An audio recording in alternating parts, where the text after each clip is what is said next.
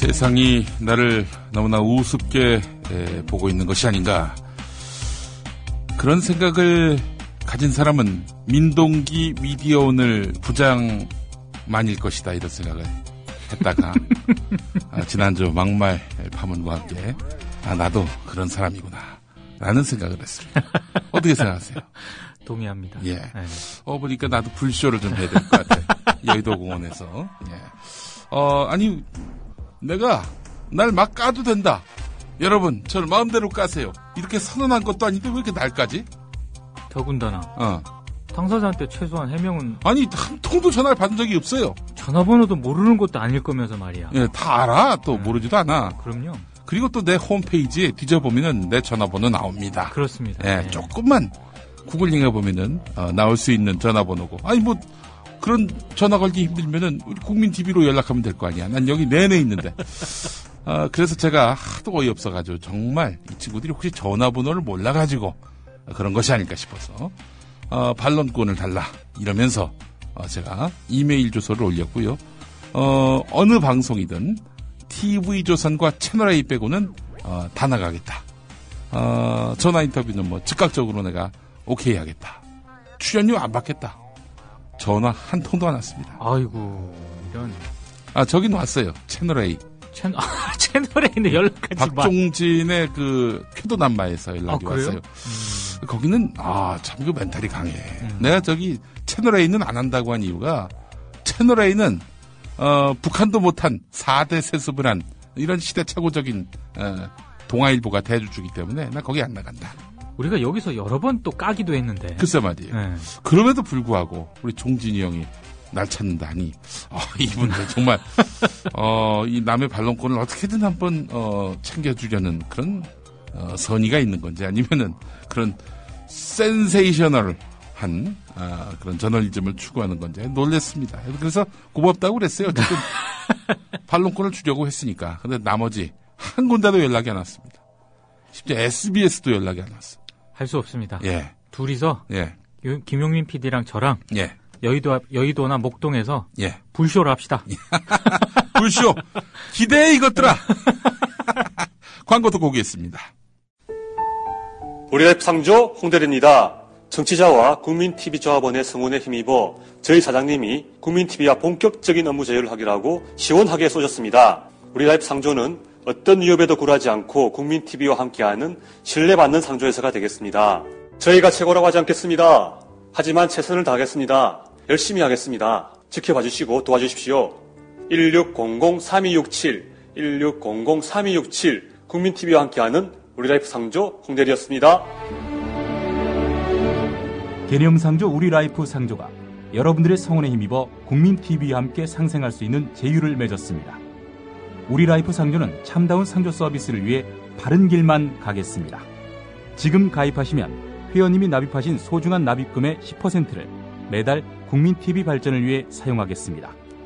1600-3267 국민TV와 함께하는 우리라이프 상조입니다. 국민TV 라디오 청취자분들을 위한 대한민국 최고의 민간 싱크탱크 김광수 경제연구소의 특별 이벤트 12월 31일까지 경제시평의 1년 구독회원이 되시면 부동산 보고서 6부를 보실 수 있는 3만 포인트를 적립해드립니다. 031-908-0172 검색창에 김광수 경제연구소를 검색하세요. 지상철 조합원 신청 광고입니다. 강화대교 앞에서 개념 부부가 만드는 개념 곰탕 연지연 곰탕. 연지연이란 가마솥의 장작불로 온종일 구워내는 곰탕을 서로 나누어 이어지는 인연이란 뜻입니다. 연지연 곰탕이 민주주의를 열망하는 조합원 여러분과 국민의 건강을 책임지겠습니다. 곰탕 포장 판매는 한 팩 800g에 7,000원이며 7팩 이상은 무료 배송으로 드립니다. 연지연 곰탕은 강화대교 입구에 위치해 있습니다. 단체 주문 예약 및 포장 주문 전화번호는 010-7252-1114, 010-7252-1114, 031-989-9968. 조합원 단체 예약은 10% 할인해드립니다.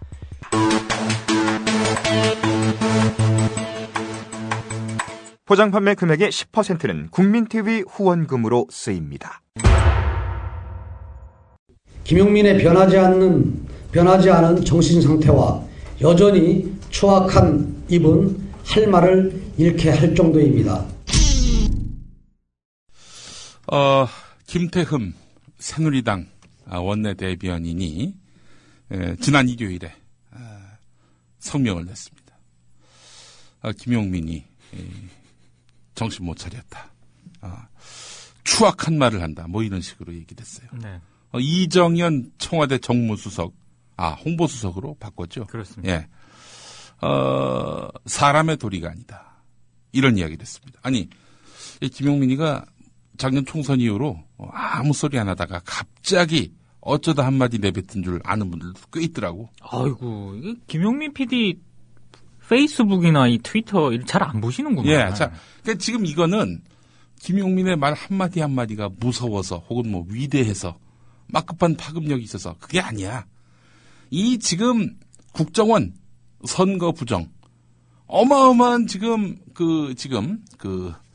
퇴진 압박 이런 것들이 종교계로부터 막 이렇게 넘쳐나오고 있지 않습니까? 그렇죠. 어떻게든 면피를 해야 될 텐데 면피할 방법으로 박창신 신부의 발언 또 만만한 김용민이 트윗 이거 하나 갖고 지금 문제를 삼은 거죠. 이정현하고 김태훈. 야, 이게 둘이 이게 작당을 해서 이야기를 한 건데 이 정말 열심히 공부해가지고 이른바 언론고시라는 걸 보고 들어갔던 이 기자들 데스크들이 이 청와대 여당의 이 한마디에 부화내동해가지고 심지어 SBS는 8시 뉴스 세 번째 뉴스로 내 뉴스가 나왔어. 메인 뉴스 세 번째. 메인 뉴스 세 번째. 지난 일요일 그 SBS 8시 뉴스. 그렇습니다. 이게 제정신이야 이게? 제정신 아닙니다. 네. 아니 좋아. 김용민이가 그렇게 위대하다면 나 기분 좋아요. 그런데 120만 건의 국정원 트윗 그리고 2,300만 건의 군사이버 사령부의 이 트윗 이것보다도 김용민의 트윗 하나가 더 어마어마한 파장과 막급한 파급력을 낸단 말이야? 말도 안 되는 소리 하고 있어. 전혀 아니죠. 오늘 SBS 얘기를 안 할 수가 없습니다. SBS가 요즘 아주 맛이 많이 갔어요. 맛이 많이 갔죠. 예. 네. 오늘 하루 종일 목동에 계셨다면서. 아니 SBS에서 예. 대규모 인사가 났습니다. 대규모 인사가. 네. 보니까 사장도 바뀌었더만 보니까. 사장이 바뀌었습니다. 네. 네. 그 전에 사장이 누구였더라? 그 전에 우원길 사장. 우원길 사장 때까지 제가 SBS에 출입을 했습니다. 그렇습니다. 예. 네. 그나마 원길이 형님은 네. 상당히 좀 좋은 평가를 받았습니다. 예. 예. 그 우원길 사장의 성향이라든가 이런 걸 떠나서 예. SBS 사장으로서 예. 나름 예. 잘 SBS를 이끌어왔다. 이런 평가를 받았는데 예. 물론 이제 한 4년 정도 했거든요. 바뀔 때도 됐는데 통상 SBS 인사가 네. 연말 혹은 새해 초 예. 요때 납니다. 예. 정기 인사가. 예. 근데 이번에 한 달이 당겨졌단 말이에요. 이 당겨진 거 가지고 약간 또 말도 많고. 그리고 네. 그 이번에 새 대표이사가 되신 네. 이용모 사장 같은 경우에 예. 노조와의 관계가 굉장히 안 좋습니다. 아, 그래요? 네. 노조와의 관계가. 우원길 사장은 그런 대로 노조하고 나쁘진 않았어요. 나쁘진 않았죠. 특별히 좋을 것도 없지만. 그렇습니다. 예. 나쁘진 않았는데. 네. 이번에 새 사장으로 되신 분은 연봉제 도입, 그다음에 이런 노사관계 악화 이런 거를 그 전에 예. 인사팀장도 하셨고 여러 이제 보직을 거치면서 예. 끊임없이 노조와 갈등 관계에 있었던 분이거든요. 예. 근데 이번에 사장이 됐거든. 노조로서는 상당히 좀 이런 부분이 있어서 부담이 될 수밖에 없죠. 네. 자, 그리고 이용모 사장 임명에는 그 윤성민 SBS 홀딩스 부회장의 입김이 있었다. 이런 보도도 제가 봤어요. 아니 근데 왜냐면 예. 이용모 사장뿐만 아니고요. 예. 이번 인사를 예. 윤성민 그 SBS 홀딩스 부회장이 네. 주도했다는 거는 자, 여기서 윤성민이 누군지를 한번 말씀해 주셔야죠. 윤성민은 윤세영 SBS 이른바 그 명예회장의 태영 회장. 태영 회장이죠. 예. 그리고 윤성민 SBS 미디어 홀딩스 부회장이 네. 태영의 또 부회장이기도 합니다. 네, 그래서 윤세영 회장의 아들이죠. 그래서 아까 얘기한 이른바 세습 논란으로부터 아주 원칙적으로 말씀을 드리면 SBS도 그렇게 자유롭지 않다. 예. 이런 말씀을 드릴 수가 있고요. 예. 한때 예. 족벌 방송이다 뭐 이런 어떤 비아냥까지 들었었는데 사실 그런 논란을 SBS가 이명박 정부와 박근혜 정부 들어서면서 보도라든가 예. 프로그램이라든가 이런 수년 동안의 노력을 거쳐서 상당히 쇄신을 해왔거든요. 예. 최근 들어서 상당히 SBS 보도가 흔들리고 있다. 네. 이런 평가가 나오고 있고요. 예. 이번 주에 SBS 노보가 나왔는데 예. 그 노보에서도 그런 내용을 다루고 있습니다. 그러니까 상당히 좀 SBS 보도가 예. 논란의 핵으로 등장하고 있는 건 분명한 것 같습니다. 예. 요즘 그 전까지만 하더라도 김성준 앵커, 네. 8시 뉴스 앵커의 클로징 멘트. 이게 무슨 특별히 이념성을 띈 게 아니라 국민의 상식에 기초해서 공정하게 그런 평론한 그런 클로징입니다. 아니 기본적으로 봤을 때 스탠다드한 그런 클로징인데도 불구하고 이 정권이 스탠다드하지 않으니까 이 정권의 언론 현실이 스탠다드하지 않으니까 굉장히 돋보여요. 돋보이고 심지어 예. 정말 좀 뭐라 그럴까 이데올로기적으로 봤을 때요. 예. 정말 딱 그 이데올로기적으로 판단할 수 있는 그런 클로징 멘트가 아니라 예. 정말 상식적이고 합리적인 수준에서 제기하는 앵커 언론인으로서의 문제 제기였거든요. 예. 근데 거기다 대고 뭐 종북이라느니 종북이라는 프레임을 또 아니 적용하는. 김성준을 종북이라고 하면은 뭐 하긴 뭐 손석희도 종북이라고 하니 뭐 말도 안 거지 뭐. 다 한 겁니다. 예. 말도 안 되는 거고요. 예. 뭐만 분리하면 종북이라 그래요. 이 정권은. 그러니까 이제 그런 인간들의 그 사고 방식은 뭐냐면은 이 세상에 딱 두 부류의 사람만 있다고 보는 거예요. 종북 아니면 종박. 그렇죠. 예. 니들이 종박이면 종박이지 왜 남을 종북이라고 그래? 이런. 아이고.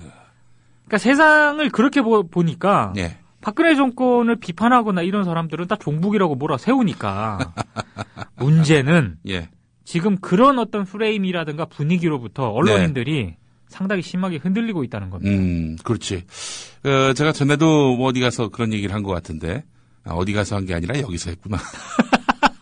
이 SBS를 비롯해서 MBC, KBS, 뭐 한 20년 차 때면 거의 억대 가까운 연봉을 받죠. 그렇죠. 예. 네. 아주 초고연봉입니다. 그렇습니다. 근데 초고연봉인 사람이 어느 날 갑자기 뭐 해직을 됐다든지, 뭐 감봉이 됐다든지. 감봉만 해도 이게 휘청휘청거려. 아, 그럼요. 그 집안의 그 가게가 말이죠. 자, 이렇게 초고연봉이다 보니 이런 그 약점을 갖고 언론인들의 이런 자율적인 제작, 보도 의지를 꺾는 거죠. 그렇죠. 예. 그렇기 때문에 국민TV는 그런 상황을 답습해서는 안 되겠다 싶어서 저연봉으로 농담입니다. 저희도 나름 적지 않아요. 네. 예. 일단 뭐 농담이에요, 정말. 예, 저희는 그래도 중앙일간지보다는 낫습니다. 그렇습니다. 아주 대우가 나쁘지 않은 그런 방송사고 그래야 또 좋은 분들을 많이 모실 수 있다고 생각하는 곳이기 때문에 이번에 또 많이 지원하시길 바라겠습니다. 아, 그렇죠. 이번에 또 채용을 하고 노종면 우리 TV 단장께서 직접 선발을 주도하고 계신데 우리 또 여기서 잠시 국민TV 깔때기를 대자면은 네. 이번에는 어떤 거냐면요. 통상 이제 응시를 하면은 서류 전형을 하지 않습니까? 그렇습니다. 어느 학교 나왔는지, 뭐 네. 스펙은 어떤지, 어학은 어떤지 이거 보잖아요. 네. 우리는 그런 거 안 보고 실명 인증만 합니다. 아. 그래 놓고 시험 보게 하는 거예요. 그러니까 이 사람의 무슨 학력이고 뭐고 몰라. 이름하고 생년월일하고 주소밖에 전화번호하고. 네. 이거 갖고 이 사람의 본질은 직접 테스트 해보겠다. 아, 이거는 채용의 혁명입니다. 이거 진짜. 어디서 이러는 데가 있는지는 모르겠습니다만은. 제가 알기로 없습니다. 네. 그래서 아마 우리 노종면 앵커가, 노종면 단장이 상당히 후회하지 않을까. 지금 거의 1000명 가까운 응시자들이 지금 몰렸어요. 아이고. 이거 어떻게 감당하려고. 아니, 난 몰라. 자기 하자고 했으니까 난 몰라. 책임져야죠, 뭐. 어떡합니까, 그거. 예. 노종면식 언론개혁이 이제 시작이 됐는데, 네. 여기에 동지로 함께 하실 분들, 노종면 표, 언론인이 되고 싶다 하시는 분들, 지금 지원하시기 바랍니다. 국민TV 홈페이지 좌측 상단 인재 지원란을 클릭하시면 되겠습니다. 잠시 깔때기였고, 네. 자 SBS 이야기로 돌아가서. 그러니까 제가 보니까 이미 상당수 언론들은 장악이 됐고, 특히 뭐 종편은 물론이고요. 예. KBS, MBC 다 이제 장악이 됐다라고 판단을 한 것 같고, 앞으로 이제 언론에 대한 공세는 SBS와 JTBC 이 두 군데로 굉장히 집약이 될 것 같다는 그런 생각을 해봅니다. 지금 SBS하고 JTBC가 그나마 말을 하고 있죠. 하고 있죠. 네. 그리고 어처구니 없는 이런 정권의 대언론 농간 여기에 휘말리지 않았고요. 그렇죠. 예. 또 국정원 선거 부정과 관련해서 뭐 사실 뭐 대동소이한데 그렇죠. 대동소이하지만 뭐 다만 이제 KBS, MBC가 한 꼭지 그것도 저 물 타가지고 여당 의견 반 야당 의견 반 이런 식으로 물 탈 때 여긴 그래도 두 꼭지 세 꼭지 했었단 말이지. 그렇죠. 그리고 남들 한 20번째 꼭지 할 때 10번째 꼭지 8번째 꼭지로 이제 네. 이제 앞에 순서로 봤을 때 그렇죠. 남들 KBS, MBC 20번째 꼭지 할 때 여기는 8번째 9번째 꼭지하고 네. 뭐 그런 정도인데도 불구하고 이것도 못 봐주겠다 박근혜 정권은. 그래서 온갖 수단과 방법을 가리지 않고 이 친구들 손보겠다 이런 의도가 보인다는 거죠. 그런 의도가 보인다는 거고요. 예. 실제로 SBS 뉴스를 네.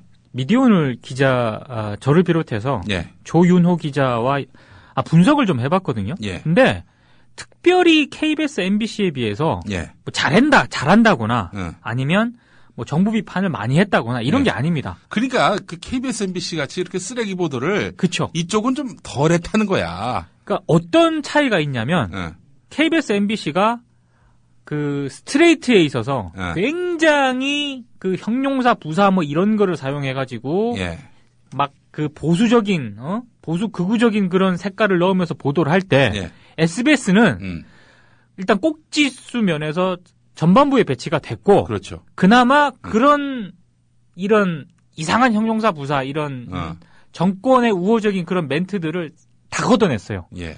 그러니까 굉장히 드라이하게 보도를 한 거죠. 네. 그래서 이제 확 뛰는 건데 어떻게 보면 그거는 대단히 상식적인 수준의 상식적이고 기본이죠, 기본. 기본에 맞게 하는 거야. 그렇죠. 그 기본을 했다는 것 때문에 예. 정권에서 상당히 좀 부담을 가졌다는 건데 예.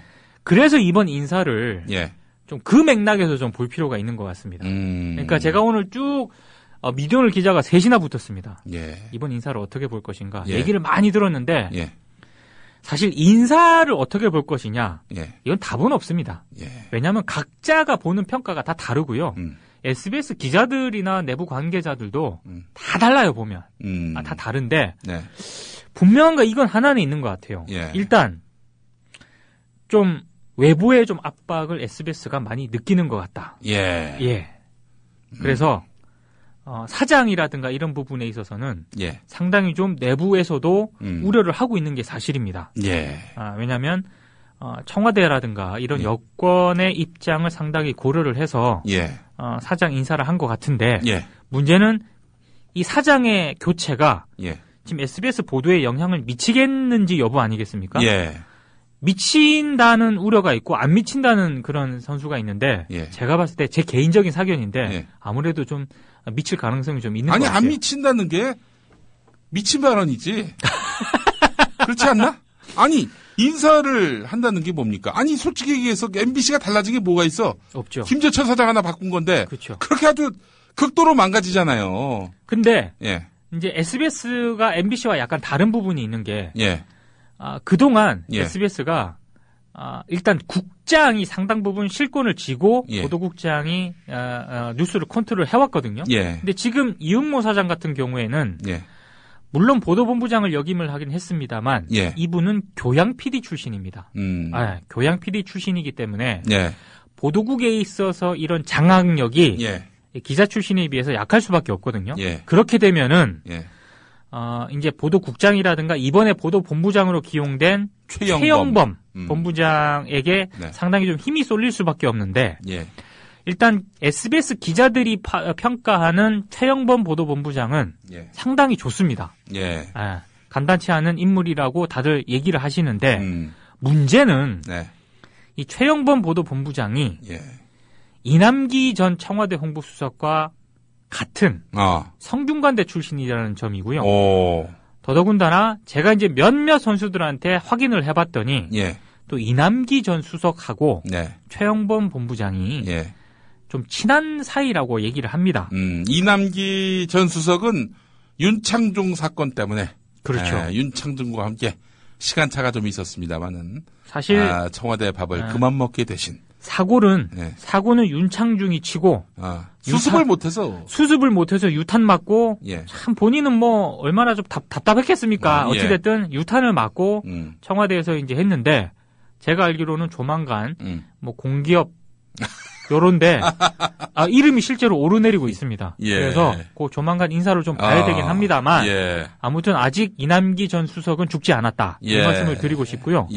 어쨌든 이번 인사에서 SBS 인사에서 이남기 전 수석의 그림자가 일정 부분 배어 있는 것 같다라고 하는 게 SBS 내부에서 나오는 해석이거든요. 그러니까 그런 해석을 밑바탕에 깔면 향후 SBS 보도가 물론 아직까지는 최영범 본부장에 대한 신뢰가 상당하기 때문에 급격하게 영향을 받지는 않을 것이다. 이게 대체적인 해석인데 여러 가지를 고려를 하면 SBS에 대한 압박도 뭐 앞으로도 심해질 거고요. 여러 가지가 있지 않겠습니까? 또 이남기 수석과의 여러 가지 이런 관계 등을 고려했을 때 SBS 뉴스가 흔들릴 수도 있다. 이건 분명한 사실인 것 같습니다. 흔들립니다.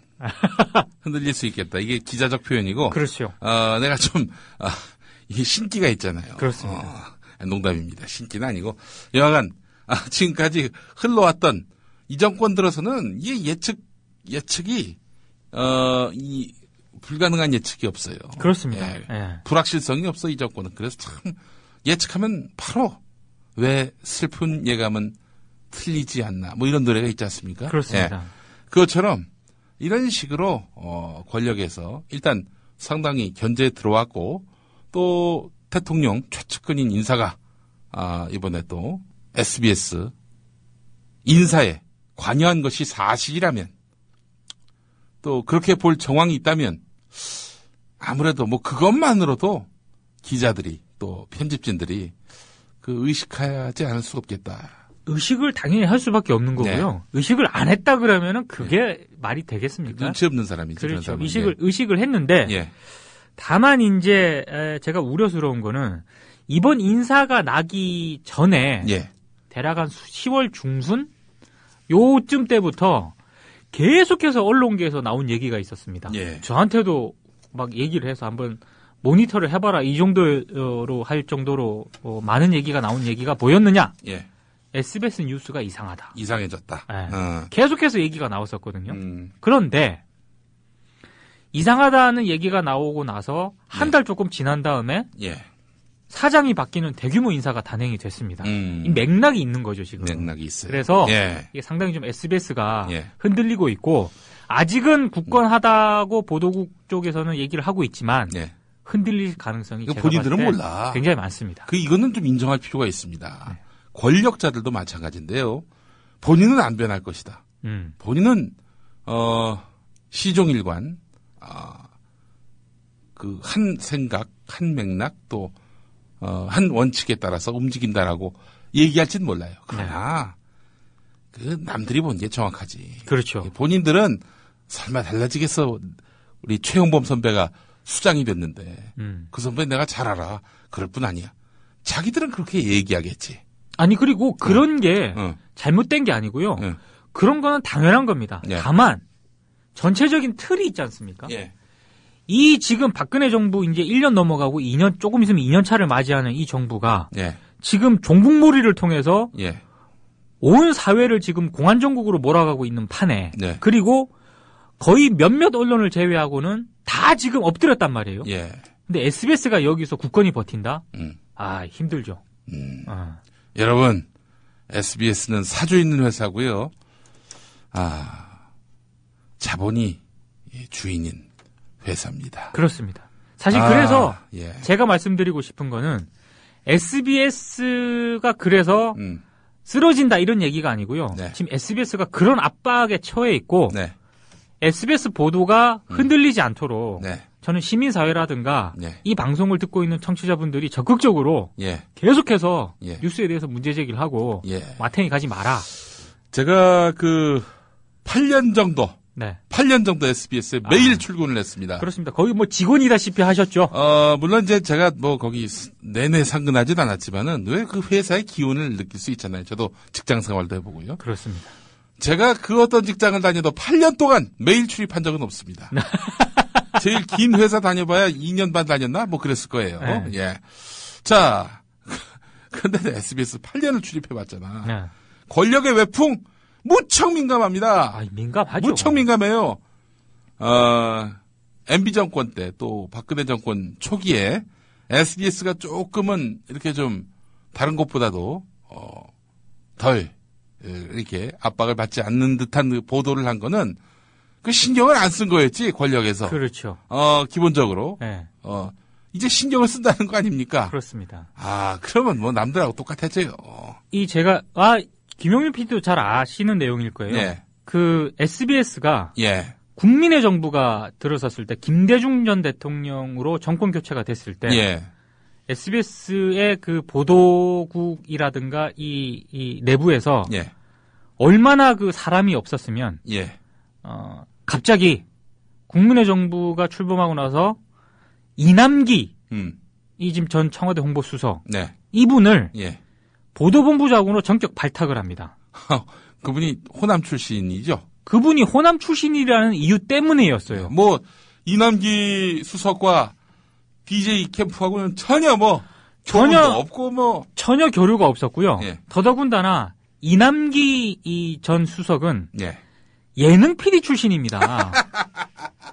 예능 PD 출신인데 예. 보도본부장으로 발탁을 한 거예요. 김태호 PD를 보도국장 시키는 거하고 뭐 김태호 PD를 보도본부장 시킨 거지. 예. 그러니까 이게 그 이유가 뭐였느냐? 예.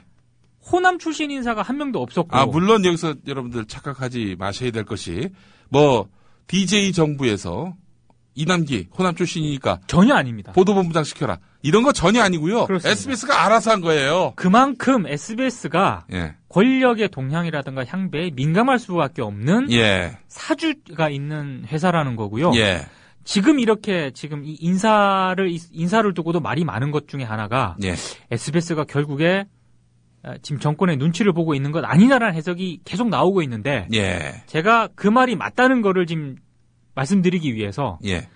국민의 정부 때 예능 PD 출신을 보도본부장으로 기용할 정도로 SBS가 권력 동향에 상당히 민감하다는 거. 그렇습니다. 네. 예. 정확하게 짚어주셨어요. 네. 예. 자, 그런 SBS이기 때문에 이 권력에서 특별히 이제 앞으로 관리 감독하시겠다는 거 아닙니까? 저는 그런 의혹이 물론 명확하게 드러난 건 없습니다. 그렇습니다. 그러나 네. 저간의 흐름을 보면은 SBS가 상당히 압박을 받고 있는 것만큼은 분명해 보인다. 네. 기자들도 그러죠. 그렇습니다. 예. 네. SBS에서 실무에서 일하시는 분들도 그렇게 얘기합니다. 그런 와중에 이게 마치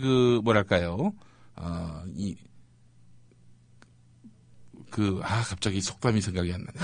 까마귀 날자 배 떨어지듯이. 그렇죠. 갑자기 예정이 없던 예정보다 앞서 이렇게 인사가 나는 걸로 봐서는 아무래도 좀 수상하다. SBS 주변을 이렇게 감도는 이런 기류가 심상치 않다. 난기류가 일단 형성이 된 것 같고 예.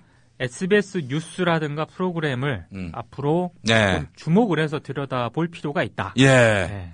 김용민이가 애비나 딸이나 이렇게 말한 것이 제 8시 뉴스 세 번째 곡지로 나가는 이거는 사실 제가 당사자지만 이건 좀 어처구니 없는 편집입니다. 이거는 사실 그때 우리 모니터 할 때도 그랬고요. 예. 트위터나 SNS, 페이스북에서 난리가 났었지만 예. 그때 그 세 번째 리포터로 나가는 것을 보고 예. 이상하다 이런 얘기가 예. 굉장히 많이 나와 있었습니다. 예. 예. 이게 세 번째 감으로 나갈 뉴스가 절대 아닌데 SBS가 상당히 압박을 받고 있다. 예. 이런 얘기가 많이 나왔었죠. 예. 제가 참 존경하는 청취자신 우리 홍유리님이 김태호 PD에게 MBC 보도국을 맡겼으면 좋겠어요라고 하셨습니다. 제가 봤을 때. 예, 저도 동의합니다. 제가 봤을 때. 그러면 MBC 뉴스 개혁됩니다. 예. 차라리. 그렇군요. 그렇습니다. 굉장히, 그렇구나. 네. 예. 좋습니다. 하여간. JTBC도 지금 상당히 압박을 받고 있는데 내가. 그렇죠. 오늘 사실 다른 것보다도 중앙일보 기사를 아주 면밀히 봤습니다. 네. 방송통신심의위원회가 이 JTBC 뉴스9에 대해서 정말 터무니없는 이유로 이렇게 트집을 잡고 있습니다. 그렇지 않습니까? 그렇죠. 예. 이 또 손석희 앵커에 대해서도 뭐 거의 막말 비슷한 그런 이야기들을 하고 있고요. 아니 대체 손석희 앵커가 진행하는 JTBC 뉴스9이 법정 제재를 받는다면은 JTBC 쪽에서도 공식적으로 멘트를 한 거지만 도대체 그러면은 TV조선이나 채널A나 여기는 뭐 어떻게 해야 된다는 얘기입니까? 여기는 대체? 진짜 이건 뭐 여당 편이라고도 말할 수 없는. 여기 문 닫아야 돼요, 그러면. 문을 닫아야지. 아니 이 사람들이 지금 뭐 권혁부 또 누구야? 엄광석 이런 사람들이 지금 TV조선하고 채널A에 이 과도한 여편향 이거에 대해서 문제 삼은 적이 있었나요? 없었어요. 제대로? 아니 실제로 과도한 거에 대해서 몇 차례 지적한 건 있었는데 전반적으로 문제 없음이라는 의견을 많이 냈죠. 그렇죠. 엄광석 이 사람은 SBS 기자 출신이에요. 출신이죠. 또 하여간 이런 권혁부 엄광석 이분들 참 상당히 좀 문제가 심각해요. 그리고 약간 여담인데요. 미디어 오늘에서 정철훈 기자가 이 손석희 뉴스 심의에 대한 이 방송통신심의위원회 심의에 대한 JTBC 내부 반응을 오늘 출고를 했습니다. 근데 처음에 제목이 우리가 불공정이면 TV조선이나 채널A는 뭐 어떻다는 거냐는 식으로 나갔거든요. JTBC에서 항의 아닌 항의가 들어왔습니다. 기분 나쁘다는 거죠, 한마디로. 뭐라고? 아니 제목은 이렇게 뽑을 수는 있으나 TV조선하고 채널A랑 갖다 붙이니까 JTBC가 기분이 나쁘다는 겁니다. 사실 저는 그 제목이 딱 떨어지는 제목이라고 생각을 했거든요. 사실 맞지 않습니까? 우리는 TV조선 채널A하고 갖다 붙이지 말라는 거죠. 같은 열반위에 놓고 보지 말아달라. 그래서 지금 미디어 오늘 제목을 보시면 KBS MBC보다 점점점으로 바뀌었습니다. 그 제목이 부제목으로 내려갔습니다. 그래요. 우리가 불공정하다면 TV조선 채널A는 뭔가 이게 부제목으로 좀 내려갔습니다. 요즘 중앙일보 기자도 제가 얼마 전에 통화를 했는데 꽤 양식 있는 기자예요. 중앙일보 기자. 저하고 통화한 분. 이제 그분 말씀도 손석희 앵커가 왔다. 와서 저희에 대한 시각이 어떠신지 모르겠다. 이렇게 물어보는 거예요. 이건 뭐냐면은 손석희가 와서 JTBC뿐만 아니라 중앙일보의 보도조차도 굉장히 상당히 공정성이 높아졌다라는 자부심이 있는 거야, 이 기자들. 근데 중앙일보는 좀 아닌 것 같습니다. 중앙일보는 아닌 것 같은데, 근데 어쨌든 통상 우리가 이런 예를 한번 들어보죠. 만약에 이런 비슷한 일이 참여정부에서 발생했다. 아이고. 만약에 JTBC가 당시에 있어서 예를 들어서 JTBC에 대해서 왜 이렇게 권력을 까느냐, 비우호적으로 이렇게 다루느냐, 아니 떠나서 왜 권력과 각을 세우는 야당의 입장을 이렇게 잘 소개하느냐, 이런 거 갖고 참여정부의 방송통신심의위원회가 문제 삼았다? 그러면은 JTBC는 말할 것도 없고, 중앙일보 지면이 어땠을까요? 중앙일보, 조선일보, 동아일보 한 세 바닥은 썼을 겁니다. 일단 중앙일보가 몇 면에 걸쳐가지고 언론 탄압이다 뭐다 이러지 않겠어요? 그럴 가능성이 굉장히 높죠. 자, 그런데 오늘 중앙일보는 그거에 대해서 전혀 문제 제기를 안 했습니다. 그렇습니다. 이게 뭐겠어요? JTBC와 중앙일보는 좀 다르게 가고 있습니다. 그러니까 지금 이게 JTBC의 이 보도라고 하는 것이 손석희의 개인기로 가고 있다라는 반증입니다. 그렇죠. 손석희의 지금 이런 노선이 중앙일보 전체의 어떤 그런 노선하고 합치되지 않는다는 얘기예요. 제 말도 그 말입니다. 그렇기 때문에 위험하다는 거야. 손석희만 날리면은 다시 돌아가. 그렇습니다. 근데 지금 굉장히 더 위험한 게 아까 제가 말씀을 드렸잖아요. 이제 다른 언론들은 거의 다 장악이 된 것 같고 남아있는 두 언론, 예. 특히 방송, 예. SBS, JTBC에 대한 압박이 들어간 것 같은데 예. SBS는 직접적으로 이렇게 인사를 통해서 제가 봤을 때 상당 부분 타협 쪽으로 방향 선회를 한 것 같고요. 예. 이 JTBC 같은 경우는 이제 심의위를 통해서 이런 식으로 압박을 가하는 게 저는 1차적이라고 보고 아마 요런 단계를 지나면은 또 다른 압박이 좀 진행되지 않을까 예. 이런 우려를 하고 있는데 예. 지금 그 과정에서 제가 우려되는 거는 자 그러면 JTBC가 어느 정도까지 손석희 사장을 방어할 수 있느냐. 예. 저는 이게 약간 좀 퀘스천 마크가 찍히더라고요. 글쎄 이게 뭐 사실은 권력에서 뭐 이렇게 방송통신심의위원회에서 이렇게 트집 잡는 거 이건 아무것도 아닙니다. 이걸로 끝날 우리 박근혜 장문의 밑단임이 아니지. 네. 그렇기 때문에 사원을 걸지도 모를 이런 어마어마한 권력과의 대결 과연 원하겠나? 엄청난 압박이 가해질 겁니다. 홍석현 사주께서 난 뭐 전혀 그건 불가능하다고 보는 겁니다. SBS 상당히 비주류 쪽으로 빠져 있는 제가 아는 선배가 있습니다. 예. 취재원이기도 한데요. 예. 그분께서 이런 얘기를 하더군요. 예. SBS는 타협을 한 거라고 봐도 된다. 예. 이제 박근혜 정부의 타겟은 JTBC가 될 것이다. 이런 얘기를 하더군요. 그러니까 예. 지금 심의위를 통해서 압박하는 건 아무것도 아니라는 거예요. 아무것도 아니지. 홍석현 회장이라든가 이런 선수의 비리 예. 혹은 뭐 여러 가지 문제점이 있을 거 아닙니까? 예. 아마 엄청나게 압박이 들어갈 것이다. 가장 가깝게는 종편 제어가. 그렇습니다. 종편 제어가 때 JTBC가 날아갈 가능성은 없어 보여. 없습니다. 그래도 그나마 제일 견실하고 건실하고 하지만 알 수 없는 거야. 이 정권이 대체 무슨 짓을 할지 감히 예측이 안 돼. 어떤 식의 압박이 들어갈지 모르기 때문에 예. 좀 상당히 좀 우려스럽게 지켜보고 있고 예. 심지어 예. 뭐 언론 시민단체 관계자는 예. 통화를 하면서 오늘 저한테 이런 얘기를 하더군요. 예. JTBC 뉴스를 당분간 방어해야 된다. JTBC 야. 뉴스마저 굴복을 해버리면 거의 한국 언론은 끝난 거다. 제가 참 그분의 어떤 그런 참 충정과 진정성 모르는 바 아니지만. 그렇죠. 쓸데없는 짓 하지 않았으면 좋겠어요. 참, 이 JTBC, 삼성의 반개 회사인, JTBC를 보호해야 하는 참 이런 비로한 그런 현실도 웃기지만, 해봐야 소용없어! 아니, 시민단체가 막는다고. 막아줘, 그게? 불가능한 일입니다. 예. 네. 불가능한 일이에요. 근데 예. 이런 상황이 됐단 말이에요, 지금 한국 언론이. 나 이거 정말 참. SBS 뉴스와 예. JTBC 뉴스가 행여나 정권에 굴복할까봐 예. 이 시민단체 사람들이 걱정해야 되는 이 상황. 예. 야, 이게 지금 정상적입니까, 지금 한국 언론이? 제가, 약속하겠습니다. 우리 손석희 사장님을 우리 홍석현 회장님이 지켜주신다면은 중앙일보 제 돈 내고 구독합니다. 그리고 국민TV에 우리 개국할 때까지 JTBC만 틀어놓을 거야. 예, 정말 그렇게 한다면 아마 제가 봤을 때 네. 향후 앞으로 아마 여기 이 방송 들으시는 청취자분들도 네. 그 부분을 가장 관심 있게 지켜보실 것 같은데요. 그러나 저는 그 가능성이 거의 제로에 가깝다. 이렇게 생각을 합니다. 저도 이제 상당히 좀 우려를 하는 쪽이긴 한데 예. 아마 손석희 사장을 손석희 전 아나운서를 JTBC 보도부문 사장으로 기용한 예.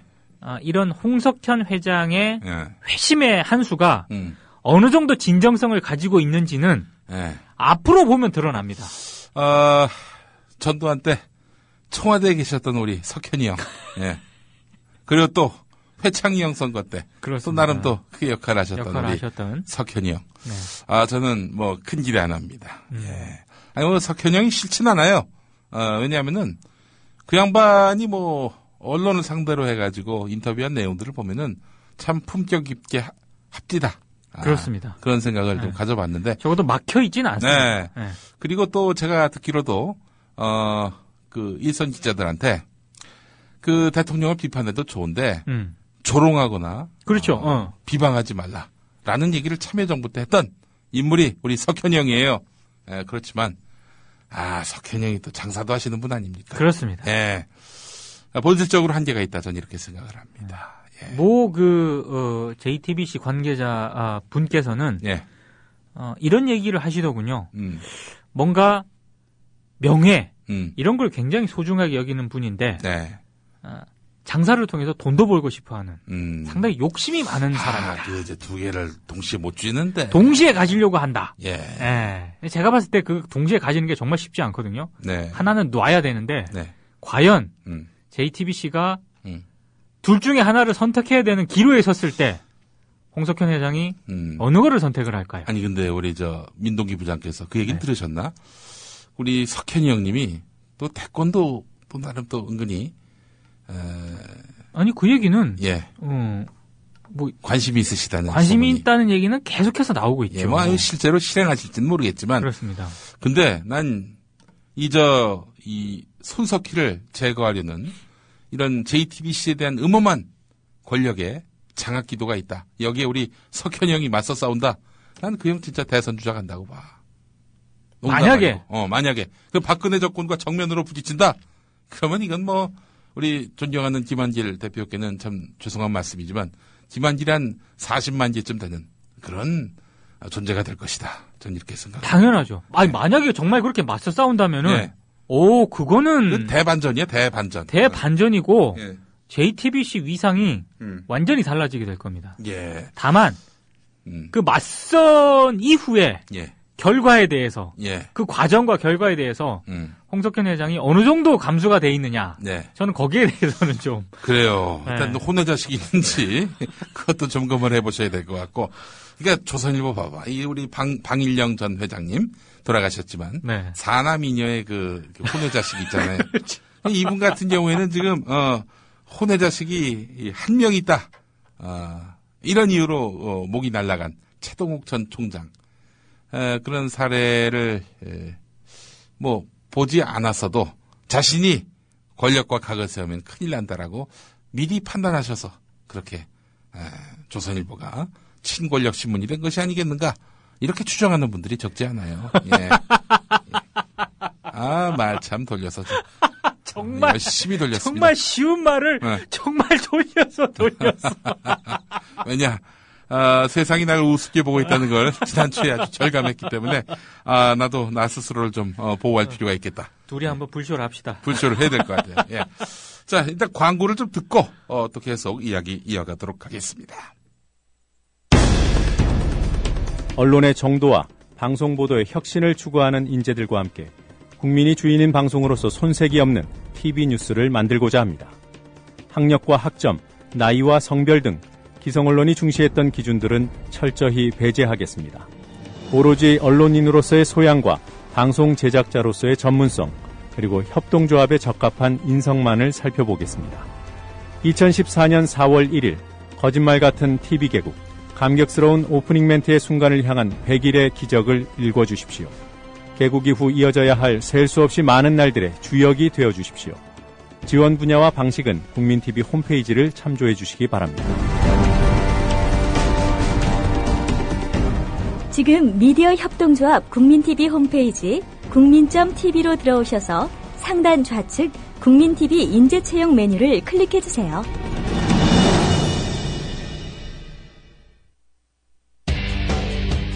국민TV가 민주화의 성지 광주광역시로 가보래요. 미디어 협동조합 국민TV 광주 전남지역 조합원 한마당이 11월의 마지막 날 11월 30일 토요일 낮 2시 광주 서구 상무누리로 30 김대중 컨벤션센터 301호에서 열립니다. 정승조 아나운서의 사회로 손병희의 나란히 가지 않아도의 진행자 가수 손병희와 개그맨 노정열의 노발대발 공개방송, 그리고 라이브 콘서트, 강기정 민주당 의원과 함께하는 서영석 김용민의 정치토크 공개방송이 펼쳐집니다. 돌아오는 토요일 11월 30일 낮 2시 광주광역시 상무지구 마릉역 5번 출구 김대중 컨벤션센터 301호. 공장언론을 희망하는 광주 전남지역 조합원과 시민 여러분의 많은 참여를 바랍니다.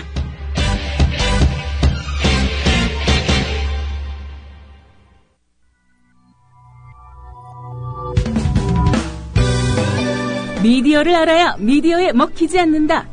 저쪽에 이명박근혜가 있다면 이쪽에 민동 김용민이 있다. 미디어계 길라잡이 민동기 김용민의 미디어 토크. 급전은 항상 필요할 수도 있는데 이번에는 그렇지 않았던 것 같고요. 게시판에 재밌는 글이 하나 올라왔네요. 예. 그 새끼 근황이 궁금합니다. 요즘 너무 언론 현실이 험악하다 보니까. 그렇습니다. 그 새끼를 너무 스킵했네, 그동안. 아니, 그리고. 취재도 별로 안 한 것 같습니다. 제가 봐도. 제가 장담합니다. 손석희 내보내면. 이제 거기서 그 새끼를 보실 수 있을 겁니다. 예. 진짜 가능성이 있는 얘기입니다. 그렇습니다. 예.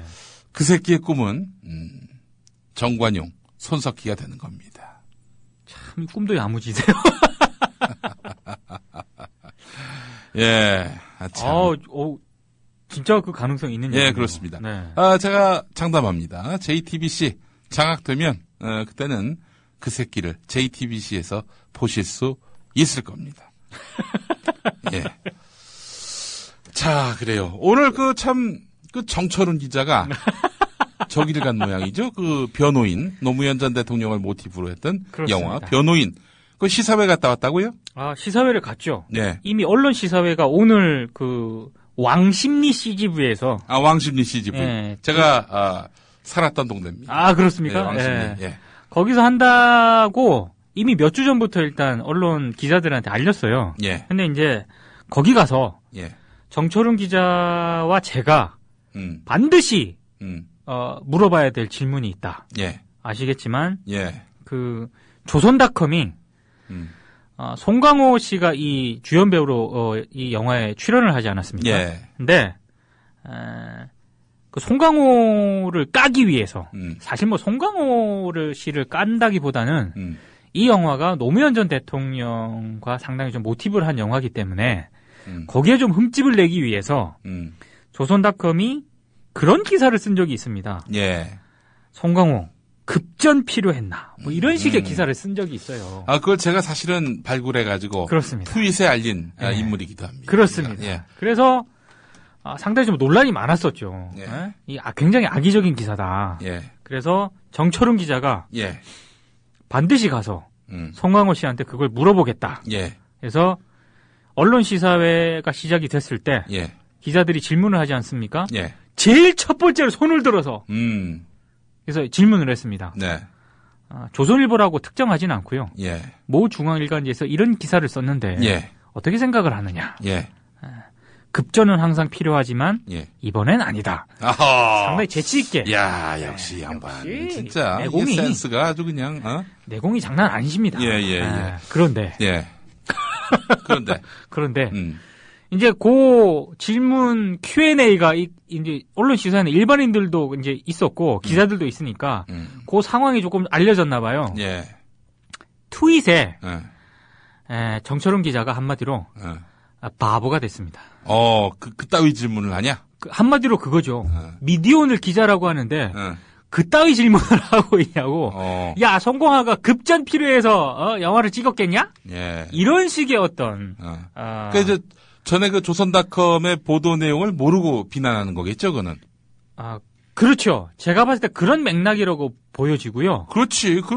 아니, 그 질문은 나 같아도 하겠네, 당연히. 당연히, 정철훈 기자와 미디어오늘이 그 질문을 한 거는 그 참 바보 같은 정말 악의적인 조선닷컴 조선닷컴 기사에 대해서 송강호 씨가 어떻게 생각을 하느냐. 그래서 송강호 씨 입을 통해서 좀 반박, 비판 이런 거를 보여주고 싶었던 거죠. 그 맥락에서 진행이 된 건데. 이게 말이죠. 그 실시간 검색어 뭐 이런 걸로 막 뜨고요. 송강호 급전 이런 게 뜨고 트윗상에서 저희 그 정철훈 기자 굉장히 유능한 기자인데 아주 생각 없고 멍청하고 바보 같은 기자로 돼서 이 자리를 빌어서 말씀을 드립니다만 절대 그런 맥락이 아니었습니다. 조선일보 기사를 먼저 보셨어야 그렇죠. 그런 비난을 해도 타당한 건데 저도 맥락 모르고 뜬금없이 갑자기 미디어오늘 기자란 사람이 아니 급전 필요해서 그 영화 찍었어요? 그렇게 물어본다면 비난할 만하지. 근데 전에 이런 식으로 기사를 쓴 어처구니 없는 기사를 쓴 조선일보 기사에 대해서 어떻게 생각하느냐라고 묻는 건 당연히 나라도 물어보고 싶겠구만. 그렇죠. 안 그럴까요? 아니 그리고 그런 질문을 또 할 매체가 제가 봤을 때 미디어오늘하고 몇몇 군데밖에 없거든요.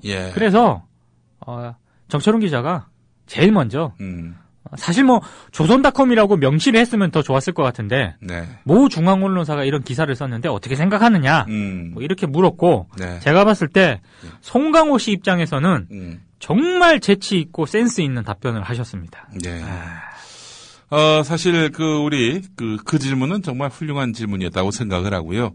뭐 그런 것들이 기사화된 것이 문제다라고 얘기한다면은 지금 이 시각 조선닷컴 한예진 짧은 치마 입고 아찔하게 그리고 동아일보 동아닷컴 글래머 강예빈 섹시 산타 변신 비버 성관계녀 스킬 엄청나 제이 니콜리 하이 노출 사고 뭐 이런 기사보다는 한 77만 배는 낫다. 그리고 제가 잠깐 팁을 드리겠는데요. 예. 여러분께서 혹시 굉장히 야한 영상이라든가 야한 이미지 그런 거를 보고 싶으시다. 그러면 야동 찾지 마시고요. 뉴스 스탠드 있지 않습니까? 뉴스 스탠드. 네이버 뉴스 스탠드에서 동아닷컴을 쪽으로 가시면은 제가 봤을 때 아주 만족스러운 결과를 얻으실 수가 있을 거라고 제가 자신 있게 말씀을 드립니다. 왜냐하면은 민동기 부장이 애용자극이기 때문에 제가 수시로 뉴스 스탠드를 체크를 하는데요. 아니, 정말 업무적인 거 말고 그렇습니다. 업무적인 것만 가끔 심심할 때 동아닷컴을 들어가 보면 한편으로는 욕을 하면서도 자 정말 이 선수들은 이런 걸 좋아하는구나 라고 생각을 할 정도로 그래요. 아주 편집이 섹시합니다. 알겠습니다. 이래놓고 무슨 막말을 탓하고 야 무슨 윤리를 탓해.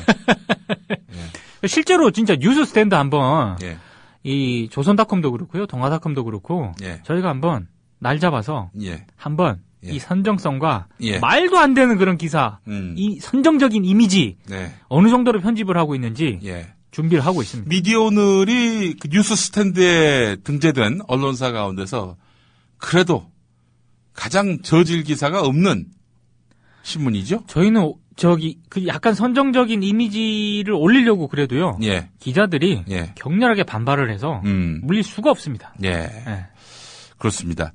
근데 이제 이른바 보수 성향으로 이렇게 분류되는 그런 인터넷 신문사들이야말로 정말 어마어마한 정말 차마 입에 담을 수 없는 그런 민망한 그런 야한 그림들 이런 것들을 잔뜩 올려놓고 이른바 호객 행위를 하고 있는 거. 이건 너무나 분명한 사실 아닙니까? 제가 좀 전에도 말씀드렸지만 좀 뭔가 좀 꿀꿀하다. 그럴 때 야동 찾지 마시고요.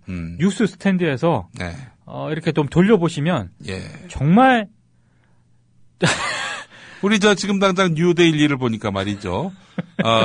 따뜻한 말 한마디, 한 그루, 아찔한 가슴골, 그리고 여교사, 페이스북 셀카로 제작고신, 점점점.